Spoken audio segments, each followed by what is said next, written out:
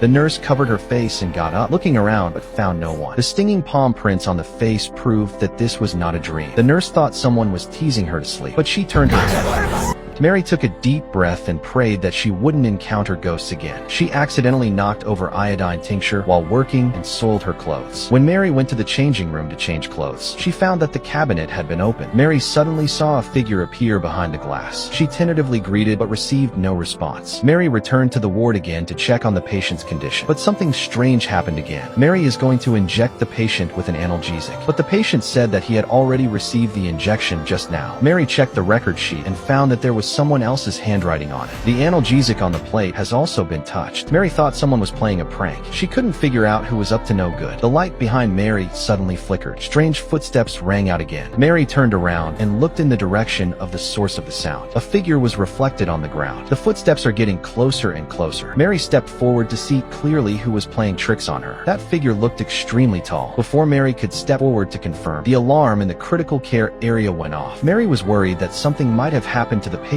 and hurried back to check. She called the doctor loudly, but still got no response. Mary can only examine the patient herself. After a thorough inspection, Mary turned the patient over and made an incision on his back. Then she inserted the hose into the patient's body. The patient's condition has finally improved. Later, Mary found the doctor and asked if the doctor's name abbreviation was EE, because someone left this signature after injecting the patient with an analgesic. But the doctor is called Carlos. His signature is not EE. Then Mary participated in an emergency surgical mission. Sam enthusiastically introduced various equipment to Mary. The operation soon reached the most crucial stage of relief. Carlos became extremely tense. At this moment, Mary heard a strange humming sound again. Immediately after, the patient's blood pressure dropped. Carlos and Sam hurriedly looked for the torn area to stop the bleeding. The patient's blood pressure was so low that he was on the verge of shock. Carlos quickly asked Mary to inject a large amount of emergency medicine into the patient. Mary turned around and saw a nurse in a black cloak. Strangely, no one else could see that nurse. Carlos snatched the syringe, and Mary watched helplessly as the nurse walked to the operating table. She pointed at the patient with her pale fingers. Then he deliberately knocked off the scalpel and stabbed Sam on the back of his hand. The next day, the dean found Mary. He comforted her understandingly, saying that nurses would not be punished for making minor mistakes. Then, the dean, Mary Tsuyoshi, began to show her goodwill openly. At this moment, Mary caught a glimpse of a colleague outside looking at her.